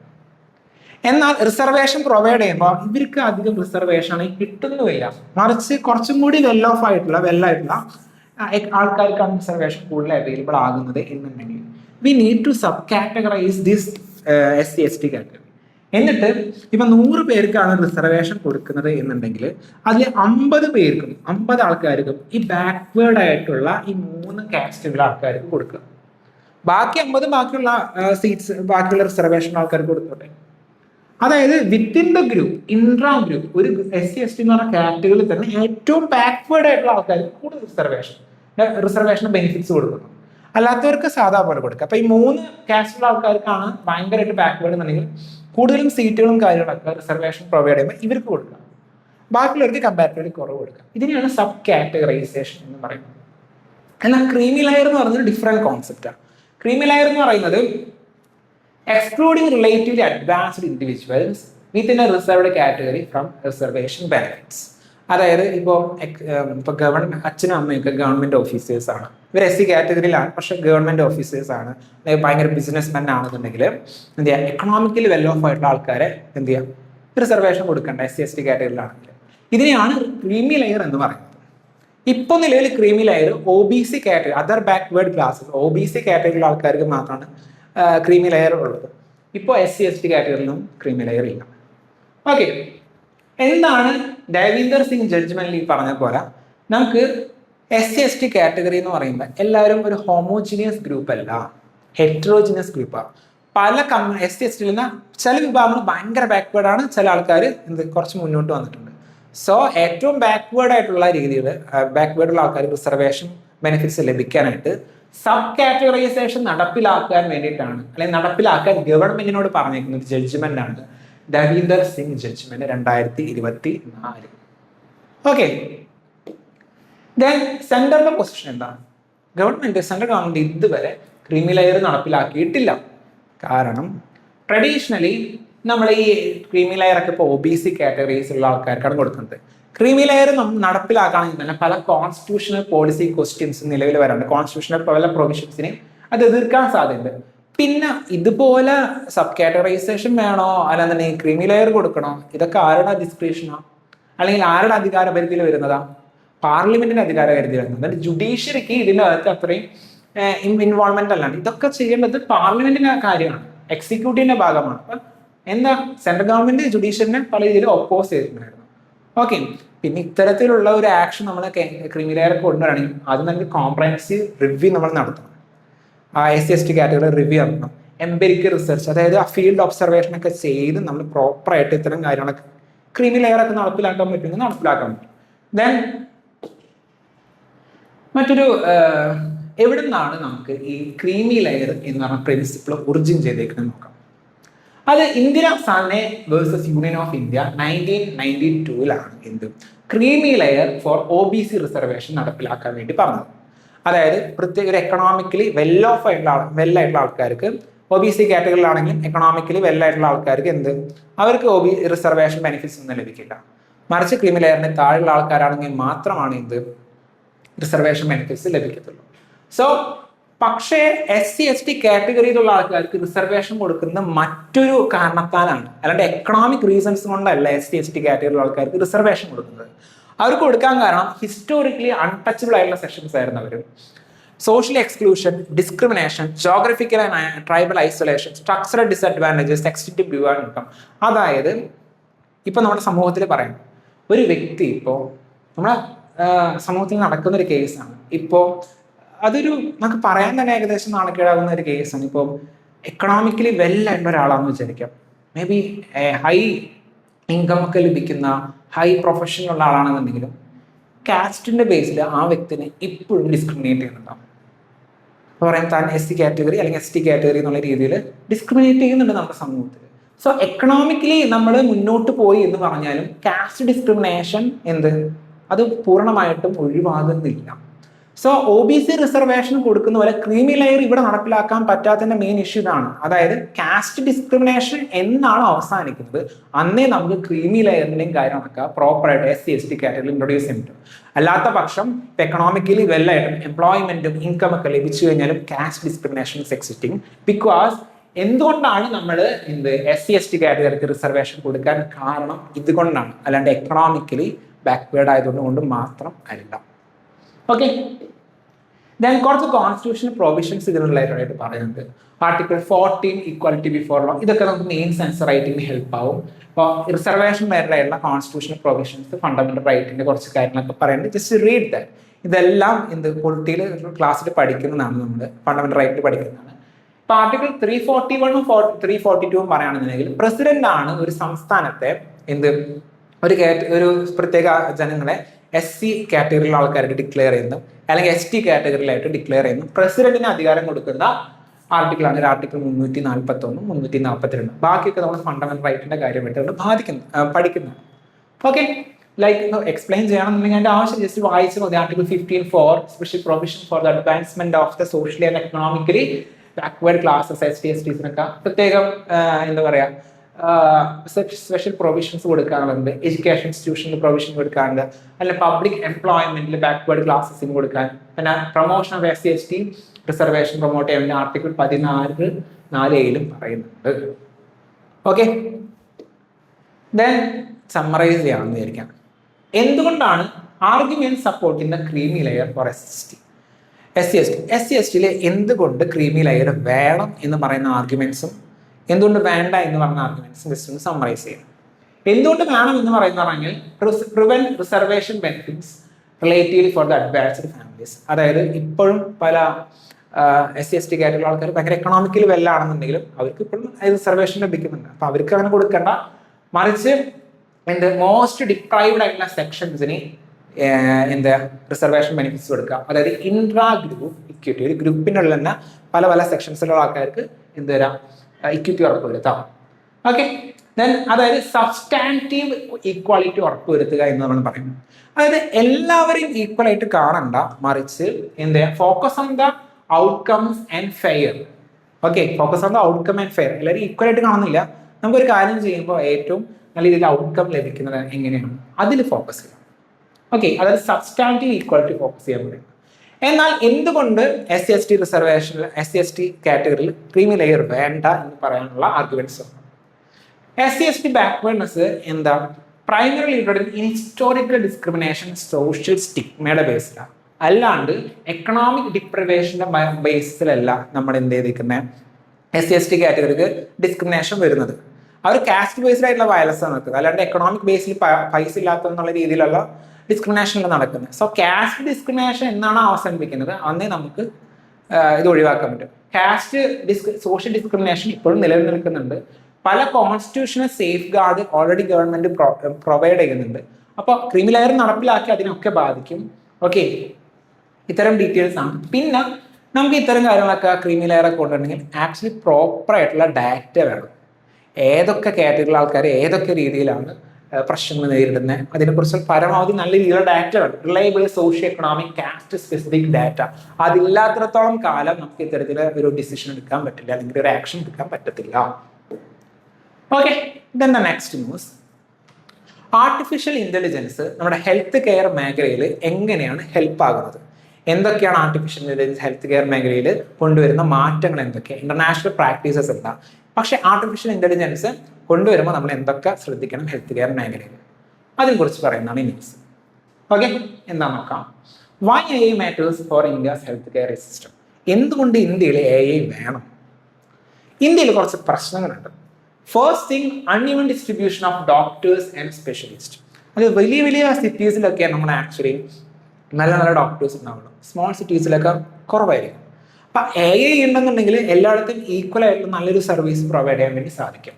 Rising burden of chronic and non communicable disease. ഇന്ത്യയിൽ നോൺ കമ്മ്യൂണിക്കബിൾ ഡിസീസ് ഒക്കെ കൂടിക്കൊണ്ടിരിക്കുക. Obesity, heart diseases, cardiovascular diseases, hypertension, ഇതൊക്കെ കൂടിക്കൊണ്ടിരിക്കുന്ന സാഹചര്യത്തിൽ AI കൂടെ വന്നു കഴിഞ്ഞാൽ അത് നല്ല രീതിയിൽ മാനേജ് ചെയ്യാൻ പറ്റും. അതായത് പേഷ്യൻസിന്റെ വോളിയം കൂടുകയാണ്, എന്നാൽ നമ്മുടെ കപ്പാസിറ്റി അനുസരിച്ച് കൂടിയിട്ടില്ല. Then significant time and resource spend on administrative process. പല സമയത്തും ഡോക്ടേഴ്സിന് അഡ്മിനിസ്ട്രേഷൻ റിലേറ്റഡായുള്ള കാര്യങ്ങൾ ഒരുപാട് സമയം സ്പെൻഡ് ചെയ്യണം, എന്നാൽ പേഷ്യൻസിന് നോക്കുന്നതായിട്ട് കൂടുതൽ സമയം അഡ്മിനിസ്ട്രേഷൻ റിലേറ്റഡ് ആയിട്ടുള്ള ഹോസ്പിറ്റലിലെ കാര്യങ്ങൾ നോക്കേണ്ടി വരും. പക്ഷേ ഈ ഹോസ്പിറ്റലിന്റെ അഡ്മിനിസ്ട്രേഷൻ ഒക്കെ AI ചെയ്യുകയാണെന്നുണ്ടെങ്കിൽ പേഷ്യൻസിന് കൂടുതൽ സമയം കൊടുക്കാൻ പറ്റില്ല. അപ്പം ഇങ്ങനെ ഒരുപാട് ഇഷ്യൂസ് ഓൾറെഡി എക്സിസ്റ്റ് ചെയ്യുന്നുണ്ട്. സോ ആർട്ടിഫിഷ്യൽ ഇന്റലിജൻസ് യൂസ് ചെയ്ത് കഴിഞ്ഞാൽ ഹെൽത്ത് കെയർ കപ്പാസിറ്റി കൂടുക എന്ന് മാത്രമല്ല പ്രൊഡക്ടിവിറ്റിയും കൂടുന്നു. Okay, then potential application of AI in health care. Health കെയറിൽ എവിടെയൊക്കെ നമുക്ക് AI യൂസ് ചെയ്യാം? ഒന്ന് ക്ലിനിക്കൽ കെയറിൽ, അതായത് ഡോക്ടറും നേഴ്സൊക്കെ പേഷ്യൻസിനെ സഹായിക്കുന്ന മേഖലകൾ, ലൈക്ക് ഇപ്പോൾ പേഷ്യൻസിൻ്റെ ഡിറ്റോറിയേഷൻ കണ്ടീഷൻസ് ഒക്കെ നമുക്ക് ഡിറ്റക്ട് ചെയ്യാം, അല്ലെങ്കിൽ പെട്ടെന്നൊരു ഡിസിഷൻ എടുക്കാൻ വേണ്ടി AI നമുക്ക് യൂസ് ചെയ്യാൻ പറ്റും. അല്ലെങ്കിൽ early diagnosis and risk prediction. നമുക്കൊരു രോഗം വരുന്നത് ഇപ്പോൾ മുന്നേ നമുക്ക് അതിൻ്റെ സിംറ്റംസ് ഒക്കെ ഐഡന്റിഫൈ ചെയ്യാൻ AI വേണമെങ്കിൽ നമുക്ക് യൂസ് ചെയ്യാം. അല്ലാതെ ഈ ഹോസ്പിറ്റൽ അഡ്മിനിസ്ട്രേഷൻ ഭാഗങ്ങളിലാണെങ്കിൽ അവരുടെ scheduling, clinical documentation, insurance claiming, inventory management, discharge planning, ഇതൊക്കെ അഡ്മിനിസ്ട്രേഷൻ ഒരുപാട് കാര്യങ്ങൾ AIക്ക് ചെയ്യാൻ പറ്റും. അപ്പം അതുകൊണ്ട് തന്നെ അഡ്മിനിസ്ട്രേഷൻ ബേർഡൻ കുറച്ചിട്ട് പേഷ്യൻസിന് കൂടുതൽ ഫോക്കസ് ചെയ്യാൻ വേണ്ടിയിട്ട് AI യൂസ് ചെയ്ത് കഴിഞ്ഞാൽ നമുക്ക് പറ്റുന്നതായിരിക്കും. ഇപ്പോൾ നിലവിൽ ഇന്ത്യയിൽ ഒരു ഡിജിറ്റൽ ഹെൽത്ത് ഇൻഫ്രാസ്ട്രക്ചർ നിലവിലുണ്ട്. നമുക്ക് ആയുഷ്മാൻ ഭാരത് ഡിജിറ്റൽ മിഷൻ ഉണ്ട്. അതിൻ്റെ താഴെ അതിൻ്റെ ഭാഗമായിട്ട് ആയുഷ്മാൻ ഭാരത് ഹെൽത്ത് അക്കൗണ്ട് ഒക്കെ ഉണ്ട്. നമുക്കൊരു ഐഡന്റിറ്റി ഒക്കെ പ്രൊവൈഡ് ചെയ്യുന്നത്, ഈ ഒരു ഡിജിറ്റൽ ഹെൽത്ത് ഐഡന്റിറ്റി ഒക്കെ പ്രൊവൈഡ് ചെയ്യുന്ന സ്കീമുകൾ നിലവിൽ വർക്കിംഗ് ആണ്. ഓക്കെ, ഡിജിറ്റൽ മേഖലയിൽ ഡിജിറ്റൽ ഹെൽത്ത് ഗവേണൻസ് ഉറപ്പുവരുത്താനായിട്ട്. ഇന്റർനാഷണൽ ലെവലിൽ നോക്കുകയാണെന്നുണ്ടെങ്കിൽ US FDA ഇപ്പൊ നിലവിൽ തന്നെ 1000-ന് മേലെ AI ബേസ്ഡ് ആയിട്ടുള്ള മെഡിക്കൽ ഡിവൈസസ് ഇംപ്ലിമെന്റ് ചെയ്തിട്ടുണ്ട്. UK നോക്കുകയാണെന്നുണ്ടെങ്കിൽ നാഷണൽ ഹെൽത്ത് സർവീസ്, അവിടുത്തെ നാഷണൽ ഹെൽത്ത് സർവീസസും ആംബിയൻ സ്ക്രൈബിങ്, അതായത് ഡോക്ടേഴ്സ് ഒക്കെ പറയുന്നത് ആക്ച്വലി അവർ AI ഡോക്ടേഴ്സ് പറഞ്ഞാലും മതി, അത് AI തന്നെ അതിന്റെ റെക്കോർഡിങ്ങും കാര്യങ്ങളൊക്കെ ഉണ്ടാക്കി തരുന്നുണ്ട്. അപ്പൊ ഇതുപോലെ AI ആക്ച്വലി ഇന്റർനാഷണൽ ലെവലിൽ നല്ല രീതിയിൽ യൂസ് ചെയ്യുന്നുണ്ട്. ഓക്കെ, ദെൻ എവിടെയൊക്കെയാണ് എ ഐ കൂടുതലും നമുക്ക് യൂസ് ചെയ്യാൻ പറ്റുക? അതായത് new models of health care enabled A I എന്ന് പറഞ്ഞാൽ റിമോട്ട് മോണിറ്ററിങ്. നമ്മളിപ്പോൾ എ ഐ യൂസ് ചെയ്യുകയാണെന്നുണ്ടെങ്കിൽ ഒരു പേഷ്യൻ്റ് ഡിസ്ചാർജ് ആയി പോയി കഴിഞ്ഞാലും എന്ത് ചെയ്യാൻ പറ്റും? ആ ക്രോണിക് ഡിസീസിനെ നമുക്ക് എന്താ പറയുക കണ്ടിന്യൂസ്ലി മോണിറ്റർ ചെയ്യാൻ വേണ്ടി ഹെൽപ്പ് ചെയ്യും. പ്രിവെന്റീവ് ഹെൽത്ത് കെയറും ഇതില്ല. അതായത് ക്യൂറേറ്റീവ് ഹെൽത്ത് കെയറും പ്രിവെന്റീവ് ഹെൽത്ത് കെയറും. ക്യൂറേറ്റീവ് എന്ന് പറയുകയാണെന്നുണ്ടെങ്കിൽ രോഗം വന്നതിന് ശേഷം യൂസ് ചെയ്യുന്നത്. എന്നാൽ പ്രിവെന്റീവ് ഹെൽത്ത് കെയറിന് രോഗം വരുന്നതായിട്ട് മുന്നേ ചികിത്സിക്കുന്ന ആ മേഖലയിൽ നമുക്ക് എ യൂസ് ചെയ്യാൻ പറ്റും. സിംറ്റംസ് ഒക്കെ ഏർലി ഐഡന്റിഫൈ ചെയ്തിട്ട്. ടെലിമെഡിസിൻ വിർച്വൽ സ്പെഷ്യൽ സപ്പോർട്ട് നമുക്ക് പ്രൊവൈഡ് ചെയ്യും. ടെലിമെഡിസിൻ കൊടുക്കാൻ പറ്റും. ഡീസെൻട്രലൈസ്ഡ് ഡയഗ്നോസിസ്, അതായത് ജനങ്ങളായിട്ട് കൂടുതലായിട്ട് ഇൻവോൾവ്മെന്റ് വന്നിട്ട് എ ഡിവൈസ് യൂസ് ചെയ്തിട്ട് പെട്ടെന്ന് നമുക്ക് ഡിസിഷൻസ് എടുക്കാൻ പറ്റും, അല്ലെങ്കിൽ ഡിസീസ് ഒക്കെ ഐഡന്റിഫൈ ചെയ്യാൻ പറ്റും. സോ ഡിസീസ് മാനേജ്മെന്റിന് AI would be helpful. Okay, then പക്ഷേ എ യൂസ് ചെയ്യുന്നതിൽ ഒരുപാട് challenges. What are the challenges? ഒന്ന് ക്ലിനിക്കൽ വാലിഡേഷൻ. ഒരു രോഗം വന്നു എ തീരുമാനിക്കും, പക്ഷേ എ തീരുമാനിക്കുന്നത് ശരിക്കും സത്യമാകണമെന്ന് നിർബന്ധമില്ല. ഒരു ഹ്യൂമൻ ഇന്റർവെൻഷൻ എപ്പോഴും നമുക്ക് വേണം. റെപ്രസെന്റേറ്റീവ് ഡാറ്റാബേസ്, ഇപ്പോൾ ആർട്ടിഫിഷ്യൽ ഇന്റലിജൻസ് യൂസ് ചെയ്യുന്ന ഒരു ഡാറ്റാബേസിന്റെ ബേസിലായിരിക്കും അതൊരു ഡിസിഷൻസ് എടുക്കുന്നുണ്ടാകും. ആ ഡാറ്റാബേസ് ഇപ്പൊ ഇന്ത്യയിലെ ഒരു പോപ്പുലേഷനെ ആക്സസ് ചെയ്തിട്ടുള്ള ഡാറ്റ യൂസ് ചെയ്തിട്ടാണ് ആർട്ടിഫിഷ്യൽ ഇന്റലിജൻസ് ഡിസിഷൻ എടുക്കുന്നത് വിചാരിക്കുക. ഇന്ത്യ എന്ന് പറഞ്ഞ ഡൈവേഴ്സ് രാജ്യമാണ്. ഓരോ പോപ്പുലേഷനും ഡിഫറെന്റ് ആണ്. ഒരു പോപ്പുലേഷൻ അസസ് ചെയ്തിട്ട് അതിന്റെ ബേസിലുള്ള ഡാറ്റ യൂസ് ചെയ്തിട്ട് നമുക്ക് എന്ത് ഡിസിഷൻ എടുക്കുകയാണെങ്കിൽ അത് പ്രശ്നമാണ്. ഓക്കെ, ദെൻ ആൽഗരിതമിക് ബയാസ് എ സിസ്റ്റത്തിൽ വരാൻ സാധ്യതയുണ്ട്. ഹ്യൂമൻ ഓവർസൈറ്റിന്റെ ഇമ്പോർട്ടൻസ് കൊടുക്കണം. ദെൻ പെർഫോമൻസ് ഡ്രിഫ്റ്റ്, അതായത് പല സമയത്ത് ആർട്ടിഫിഷ്യൽ ഇന്റലിജൻസ് ടൂളുകൾ യൂസ് ചെയ്തിട്ട് അതിന്റെ പെർഫോമൻസ് ഫ്രീക്വൻലി മോണിറ്റർ ചെയ്യണം. ചില പെർഫോമൻസ് ഡിക്ലെയർ ചെയ്യാൻ സാധ്യതയുണ്ട്. പേഷ്യന്റ് സേഫ്റ്റി, അതായത് ഹെൽത്ത് കെയർ മേഖലയിൽ ഒരുപാട് ഇററുകൾ വരാൻ ചാൻസ് ഉണ്ട് എ യൂസ് ചെയ്തിട്ട്. അപ്പോൾ ഇത് ആക്ച്വലി അക്കൗണ്ടബിലിറ്റി. ഇപ്പോൾ എ ഐ യൂസ് ചെയ്തിട്ട് ഒരു പ്രശ്നം നടന്നിരിക്കാം. ഡെങ്കിപ്പനിക്ക് പകരം ചിക്കൻ ഗുനിയ ആയിരുന്നു കണ്ടെത്തിയിരിക്കുക. അപ്പൊ ചിക്കൻ ഗുനിയാണെന്ന് പറഞ്ഞിട്ട് മറ്റ് കാര്യങ്ങളൊക്കെ ചെയ്തു. അപ്പൊ ആര് ചികിത്സക്ക് നടത്തി? ഇത് ആരുടെ പേരിൽ അക്കൗണ്ടബിലിറ്റി കൊടുക്കാൻ പറ്റും? എയിലെ ഒരു മെഷീനൊക്കെ കുറ്റം പറയാൻ പറ്റുമോ? അതോ അത് കൺട്രോൾ ചെയ്തേക്കുന്ന ആരെ വേണം പറയാൻ? നമുക്ക് അക്കൗണ്ടബിലിറ്റി നമുക്ക് ഉറപ്പുവരുത്തണം. ആർക്ക് നമുക്ക് പഴി തരാൻ പറ്റുക? ഡിജിറ്റൽ ഡിവൈഡ് എക്സിസ്റ്റ് ചെയ്യുന്നുണ്ട്. ലൈക്ക് റൂറൽ ഏരിയയിലും സിറ്റീസിലും ആർട്ടിഫിഷ്യൽ ഇന്റലിജൻസിന് അല്ലെങ്കിൽ ഇന്റർനെറ്റ് അവൈലബിലിറ്റി ഒക്കെ കുറവാണ്. അപ്പോൾ ഒരു regional divide in case of digital divide create ചെയ്യാൻ സാധ്യതയുണ്ട്. Then privacy data protection. ഇപ്പം നമ്മൾ എ യൂസ് ചെയ്തിട്ട് അതിന് സൈബർ സെക്യൂരിറ്റി ത്രെട്ട് വന്നു കഴിഞ്ഞാൽ എന്ത് ചെയ്യും? ഓക്കെ, ഒരു മാൽവെയർ അറ്റാക്ക് ചെയ്ത് കഴിഞ്ഞാൽ നമ്മുടെ ഹെൽത്ത് ഡാറ്റാസ് ഒക്കെ പുറത്തേക്ക് പോകാൻ സാധ്യതയുണ്ട്. ഓക്കെ, അപ്പൊ അതുകൊണ്ട് തന്നെ നമ്മൾ എന്ത് ചെയ്യണം? India specific representative health database ഉണ്ടാക്കണം. ഒരു ഡാറ്റാബേസിന്റെ ബേസിലാണ് എ പറയുന്നത് പറഞ്ഞത്. ആ ഡാറ്റ ഭയങ്കര കോംപ്രഹെൻസീവ് ആയിരിക്കും. ഇന്ത്യയിലുള്ള എല്ലാ പോപ്പുലേഷൻ ഇൻക്ലൂഡ് ചെയ്തിട്ടുണ്ടാവണം. ഓക്കെ, ദെൻ നല്ല രീതിയിലുള്ള സ്റ്റാൻഡേർഡ്സ് ക്ലിനിക്കൽ വാലിഡേഷൻ ഉറപ്പുവരുത്തണം. ദെൻ റെഗുലർലി എ സിസ്റ്റം എന്ത് ചെയ്യാം, അതിനെ ഒന്ന് മോണിറ്റർ ചെയ്യാം. അതിന്റെ പെർഫോമൻസ് കുറയുന്നുണ്ടോ കൂടുന്നുണ്ടോ നോക്കാം. ഡോക്ടേഴ്സിന്റെ ഡിസിഷൻ മേക്കിങ്ങിൽ ഡോക്ടേഴ്സിനെയും കൂടി ഇംപ്ലിമെന്റ് ചെയ്യുക. ഫുൾ എന്താ എയുടെ ബേസിൽ കൊടുക്കരുത്. ദെൻ പ്രൈവസി ഉറപ്പുവരുത്തുക, സൈബർ സെക്യൂരിറ്റി ഉറപ്പുവരാം. പിന്നെ ഹെൽത്ത് കെയർ മേഖലയിലുള്ള വർക്കേഴ്സിന് എങ്ങനെ എ ടൂൾസ് യൂസ് ചെയ്യണം എന്നുള്ള ഒരു ട്രെയിനിങ് കൂടി പ്രൊവൈഡ് ചെയ്യണം. ഓക്കെ അല്ലേ? ദെൻ ദ നെക്സ്റ്റ്, അതായത് ഇന്ത്യാസ് ടൈം യൂസ് സർവേ. ഒരു സർവേ വന്നിട്ടുണ്ട്. ആ സർവേയിൽ പറയുന്നത് ഈ ഗേൾസ് കൂടുതലായിട്ടും ഈ ഡൊമസ്റ്റിക് വർക്കിലോട്ടും അല്ലെങ്കിൽ കെയർ വർക്കുകളൊക്കെ ചെയ്യുന്നത് അവർ ചെറുപ്പത്തിൽ അവരെ കൂടുതൽ ടൈം ഇൻവോൾവ് ചെയ്യിപ്പിച്ചിട്ട് അതൊരു റുട്ടീൻ അല്ലെന്നുണ്ടെങ്കിൽ റുട്ടീനായിട്ട് മാറും, അല്ലെങ്കിൽ അതൊരു ഡ്യൂട്ടി ആയിട്ട് മാറുകയാണ്. അതായത് ചെറുപ്പത്തിലെ ബോയ്സിനും ഗേൾസിനും ഈക്വൽ ആയിട്ടല്ല നമ്മൾ ഡൊമസ്റ്റിക് വർക്കിന്റെ കാര്യങ്ങൾ അസൈൻ ചെയ്ത് കൊടുക്കുന്നത് വീട്ടുകാർ. ഓക്കെ, അവിടെ പെൺകുട്ടികൾക്കായിരിക്കും കൂടുതലായിട്ടും ഡൊമസ്റ്റിക് വർക്ക് കൊടുക്കുന്നത്. അപ്പൊ അതിന്റെ ഭാഗമായിട്ടാണ് അവർക്ക് ഭാവിയിൽ ഇതിലുള്ള ഡിസ്ക്രിമിനേഷൻ നേരിടുന്നത്. അതായത് കൂടുതലും ഡൊമസ്റ്റിക് വർക്ക് നേരിടേണ്ടത് പറയുന്നത് എന്നതിനെ കുറിച്ച് പറയുന്ന ഒരു ഡാറ്റയാണ്, ഒരു സർവേയുടെ റിപ്പോർട്ടാണ് പറയുന്നത്. ഇപ്പൊ ലൈക്ക് എക്സാമ്പിൾ പറയുന്നത്, ഇപ്പൊ ഒരു 6 വയസ്സിലാണെന്നുണ്ടെങ്കിൽ ആക്ച്വലി 6 വയസ്സുള്ള ഒരു കുട്ടിയെ വെച്ച് നോക്കുകയാണെങ്കിൽ 5 മിനിറ്റ് ഇവർ ആക്ച്വലി ഡൊമസ്റ്റിക് വർക്കിന് വേണ്ടിയിട്ട് സ്പെൻഡ് ചെയ്യുന്നുണ്ടാവുള്ളൂ. ലൈക്ക് അതിൽ ബോയ്സും ഗേൾസും ഒക്കെ ഒരുമിച്ചായിരിക്കും. എന്നാൽ പ്രായം കൂടുന്നതോറും ഗേൾസ് കൂടുതലായിട്ടും ഈ അൺപെയ്ഡ് ആയിട്ടുള്ള ഡൊമസ്റ്റിക് വർക്കിൽ ഇൻവോൾവ് ആകുന്നുണ്ട്. പ്രത്യേകിച്ച് അഡൾട്ട് ഒക്കെ ആയി കഴിഞ്ഞിട്ട് 30 years ആയി കഴിഞ്ഞ് കഴിഞ്ഞാൽ ഏകദേശം 7.5 hours ആണ് ആക്ച്വലി ഒരു ഡൊമസ്റ്റിക് വർക്കിന് വേണ്ടി യൂസ് ചെയ്യുന്നത്, വീട്ടു ജോലികൾക്ക് വേണ്ടി. അൺപെയ്ഡ്, അതിന് ജോലി നമുക്ക് ശമ്പളവും ലഭിക്കുന്നില്ല. എന്നാൽ അതേസമയം ബോയ്സിന് ആ സമയത്ത് മെന്റലി എടുത്ത് നോക്കുകയാണെന്നുണ്ടെങ്കിൽ അവർ ഏകദേശം 65 മിനിറ്റ് മാത്രമേ ഡൊമസ്റ്റിക് വർക്കിന് വേണ്ടി സ്പെൻഡ് ചെയ്യുന്നു. സോ ഇങ്ങനെ ഒരു ഡിസ്പാരിറ്റി എക്സിസ്റ്റ് ചെയ്യുന്നുണ്ട്. ഇത് ആക്ച്വലി ഗേൾസിന്റെ ഒരു രീതി കുറേ രീതിയിൽ ബാധിക്കുന്നുണ്ട്. അവരുടെ ലെഷർ ടൈമിനെ ബാധിക്കുന്നുണ്ട്. അവർക്ക് സ്വന്തമായിട്ടുള്ള ഡിസിഷൻ എടുക്കാനുള്ള സമയം കിട്ടുന്നില്ല, കാരണം അവർ വീട്ടുജോലിയിലാണ്. അപ്പൊ അതിന് പിന്നീട് അവരുടെ കോൺഫിഡൻസ് കുറയ്ക്കാൻ സാധ്യതയുണ്ട്. അവർക്ക് സ്വന്തമായുള്ള ഡിസിഷൻ എടുക്കാൻ പറ്റുന്നില്ല ഫിസിക്കൽ ഡെവലപ്മെന്റിന്, കാരണം എപ്പോഴും പണികളിലാണ്. അപ്പോൾ അവർക്ക് ഫിസിക്കലിയുള്ള കളിക്കാനും കാര്യങ്ങളൊക്കെയുള്ള സമയം കുറവായിരിക്കും, ഓടിച്ചാടി നടക്കാൻ സമയം കുറവായിരിക്കും. സോഷ്യൽ നെറ്റ്വർക്കിംഗ്, ഇപ്പൊ പല ആൾക്കാരും സ്ത്രീകളും വീടിനകത്ത് തന്നെ വീട്ടു ജോലികൾ തന്നെ മാത്രം ചെയ്ത് അവർക്ക് സോഷ്യലി ഒരു കണക്ഷൻ വരുന്നില്ല കുട്ടികൾക്ക്. ദെൻ ഫ്യൂച്ചർ കരിയർ ചോയ്സസിനെ കുറിച്ചും അവർക്ക് എൻ്റെ അവൈലബിലിറ്റി അതിനെക്കുറിച്ച് അറിയാതെ വരും. ഞാൻ പീരിയോഡിക് ലേബർ ഫോഴ്സ് സർവേ 2025 പറഞ്ഞിട്ടുണ്ട്, ഇത്രത്തോളം ആൾക്കാർ ആക്ച്വലി അത് 52% ഓഫ് അർബൻ വുമണും 40% റൂറൽ വുമണും എന്താ ആക്ച്വലി ഇവർ ലേബർ ഫോഴ്സിൽ പാർട്ടിസിപ്പേറ്റ് ചെയ്യുന്നില്ല. അതിന് ഇതുപോലെയുള്ള ചെറുപ്പത്തിലേ നമ്മൾ അവരെ ടൈം ചെയ്ത് കൊണ്ടുവന്നു തുടങ്ങി പറയാം. അപ്പൊ അതുകൊണ്ടൊക്കെയാണെന്ന് പറഞ്ഞു. അപ്പൊ കോർ ആർഗ്യുമെന്റ് എന്താണെന്ന് വെച്ച് കഴിഞ്ഞാൽ ചൈൽഡ്ഹുഡിലെ നമ്മൾ കണ്ടീഷനിങ് ചെയ്യുന്നു പെൺകുട്ടികളെ കൂടുതലായിട്ട് വർക്ക് ഡൊമസ്റ്റിക് വർക്കിന് വേണ്ടിയിട്ട്. അതുകൊണ്ട് തന്നെ അവർക്ക് ഓട്ടോണമി കുറയുന്നു അവരുടെ കാര്യത്തിൽ എടുക്കാനും. പിന്നീട് ഇത് ലോവർ ഫീമെയിൽ ലേബർ ഫോഴ്സ് പാർട്ടിസിപ്പേഷനിലോട്ടും നയിക്കുന്നുണ്ട്. അപ്പൊ എന്താ ചെയ്യേണ്ടതെന്ന് വെച്ച് കഴിഞ്ഞാൽ introduce gender neutral life skill in education സ്കൂളിൽ തന്നെ ജെൻഡർ ന്യൂട്രൽ ആയിട്ടുള്ള ലൈഫ് സ്കില്ലുകൾ പ്രൊവൈഡ് ചെയ്യുക. ദെൻ എല്ലാ ചിൽഡ്രനെയും കുക്കിംഗ് അല്ലെങ്കിൽ ഹോം മാനേജ്മെന്റ് ഇതിനൊക്കെ പാർട്ടിസിപ്പേറ്റ് ചെയ്യുക. ഇനി കെയർ വർക്കിലോട്ട് കൂടുതലും ബോയ്സിനെ പാർട്ടിസിപ്പേറ്റ് ചെയ്യുക. ചൈൽഡ് കെയർ ഇൻഫ്രാസ്ട്രക്ചേഴ്സ് കൂടുതലും പ്രൊമോട്ട് ചെയ്യുക.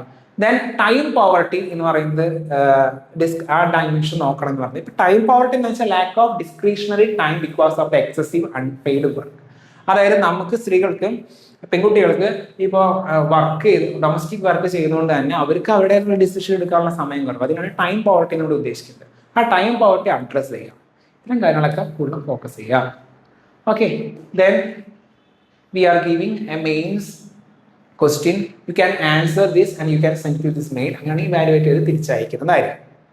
Okay, then thank U.